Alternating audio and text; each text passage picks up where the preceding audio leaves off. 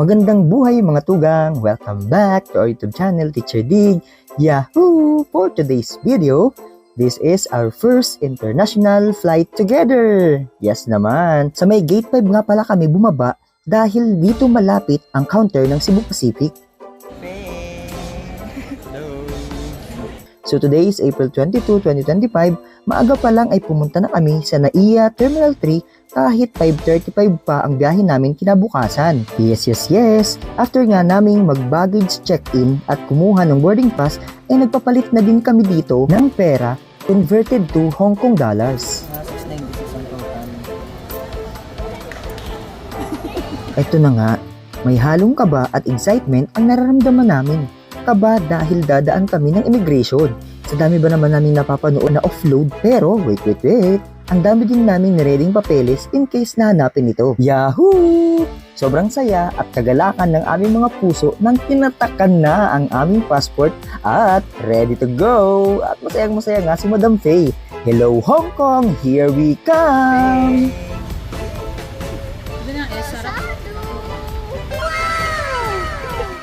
A few moments later. Ito na nga, story time!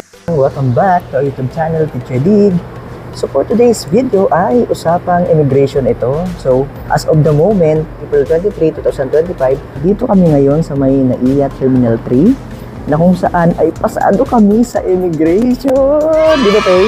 Yes, pasado kami sa immigration. Kinakabahan kami lahat.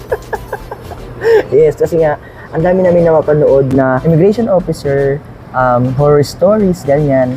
So sa amin, nung pagbigay namin ng papel, ng passport, ng boarding pass, ayun, tapos tinanong lang sa akin anong trabaho. Sabi ko, ako po ay isang teacher at hinaan po ang travel authority at present ko yun. Yung una, anong trabaho mo, tapos sino yung kasama mo, kano-ano mo sila. So sabi ko, kasama ko po asawa ko, tapos pamangkin po namin. Ako muna, pinicturan na. So pagkatapos tinignan yung travel authority, wala naging problema, tatak. Tapos, sunod naman, tinignan kay Ana, ganyan din. Tinignan ng travel authority.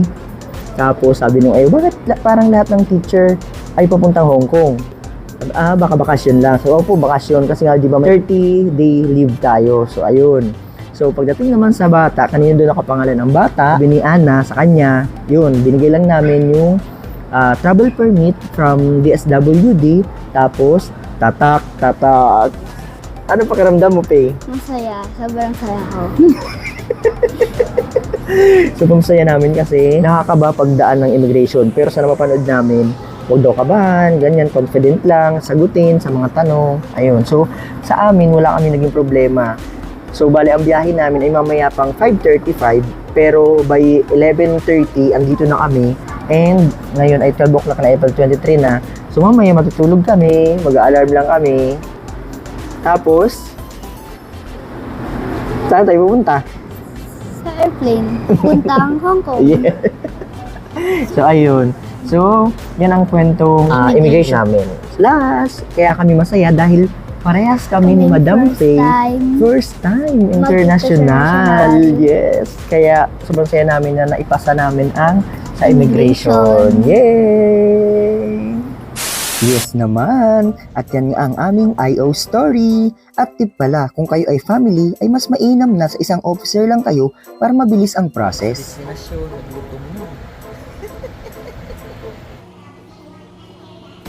Kaya naman, 2 hours before the flight, ay inactivate na namin ang aming eSIM para pagdating ng HK ay gagawin na lang itong primary SIM. Let's go! Okay.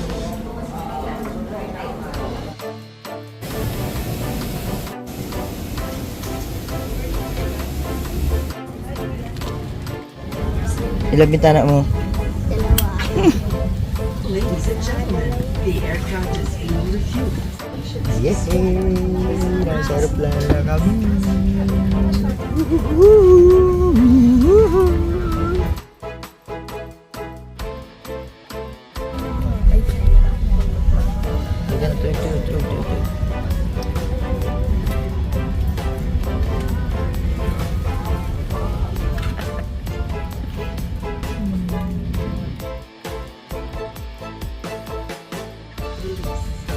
In case of water landing, your life vest is found under your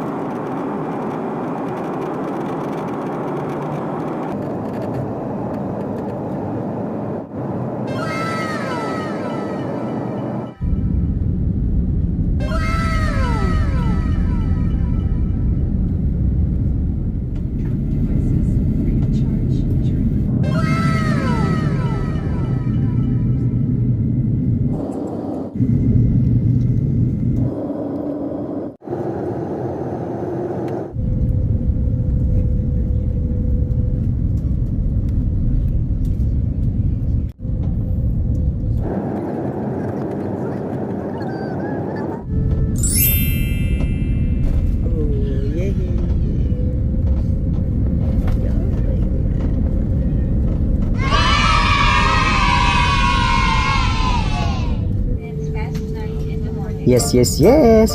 Hello, Hong Kong! Ayun na nga, 1 hour and 45 minutes ang flight namin from Manila to Hong Kong. Saludo po kami sa mga piloto and crew ng mga airlines. Thank you so much for bringing us safe to our destinations.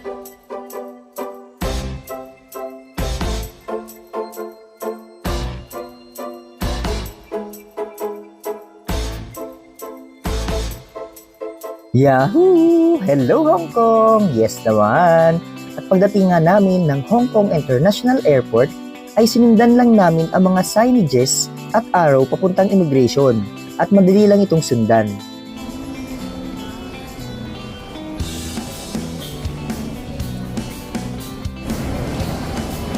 Next naman, pwede din pala tayong mag-freshen up dito dahil meron silang shower area. Amazing!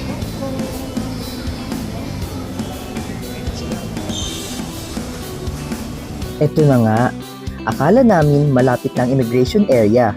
Yun pala, sasakay pa ng train para makarating sa immigration. Grabe, ang laki ng airport nila.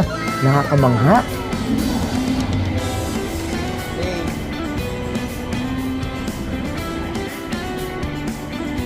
Careful, Faye.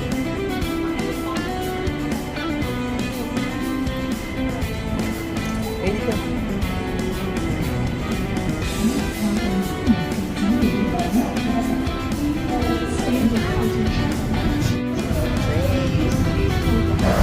Bilis na tayo, grabe. Hello. Hello. Hello, me.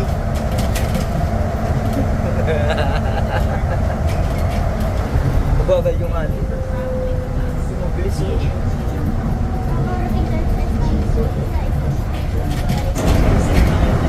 Mabilis, babe? Ha?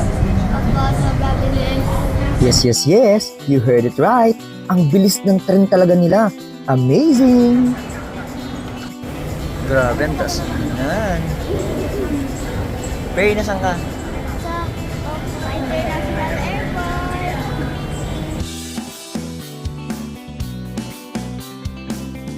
Yes naman, nakalampas na kami ng Hong Kong Immigration. Ang present lang namin ay ang aming passport.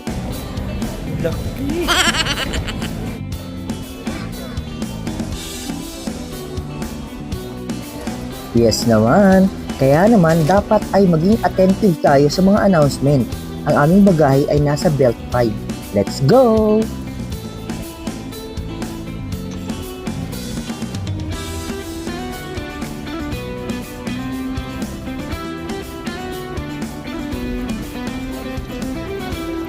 After nga naming makuha ang aming mga bagahe, ay proceed na kami sa may arrival hall A para i-claim ang aming octopus card na nabook namin sa Klook. Let's go!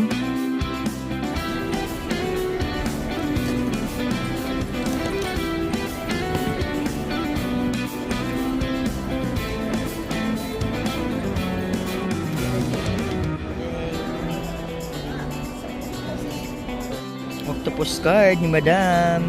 Yes naman, kung kayo ay may kasamang bata ay kailangan yung bilhin ito ng personal dito sa kanila. Yay! Yes, yes, yes.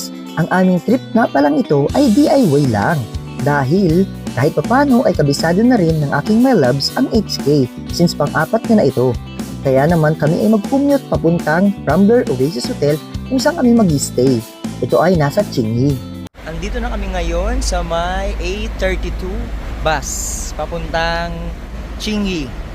Baba lang kami sa may Qingtao House. So, di ba? DIY lang yan.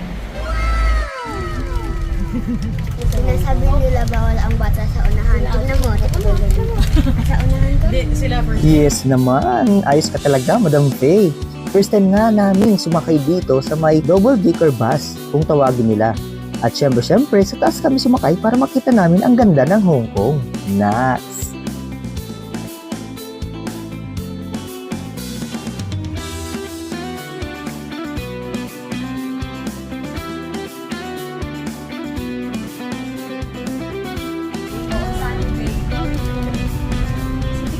Yes naman! Kaya naman sobrang enjoy na enjoy kami na tingnan ang mga kapaligiran ng Hong Kong. Yes naman, dahil pag 12 stations pa kami, nakakatuwa nga din dahil ang kasabay namin ay Pilipino din. So kaya naman pinag-usapan namin ang aming mga itinerary.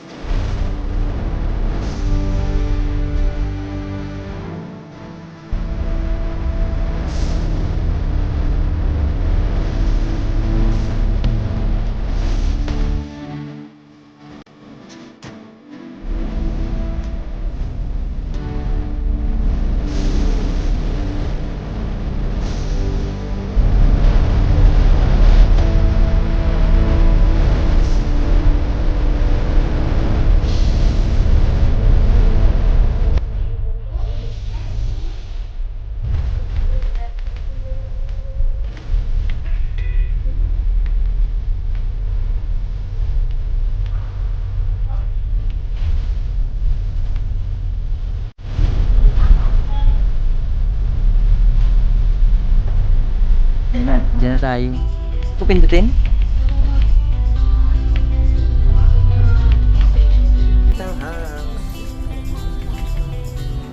Yes! Alright! After nga 30 minutes ng biyahe namin from Hong Kong International Airport via A32 bus to Qingdao House, ay maglalakad kami ng 5 minutes going to Rambler Oasis Hotel. Ang kasamahan namin mga kababayan ay sa kabilang hotel naman sila.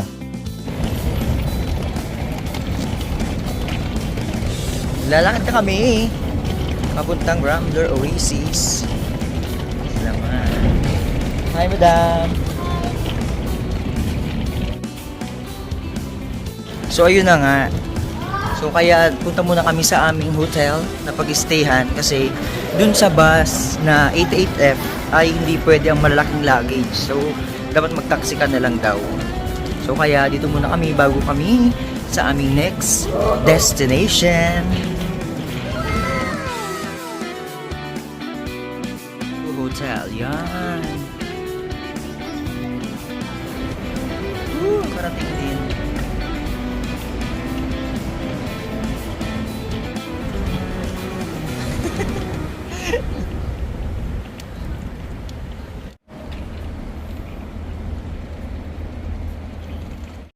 A few moments later. Level 20. Pagpahinga na. Pagpahinga.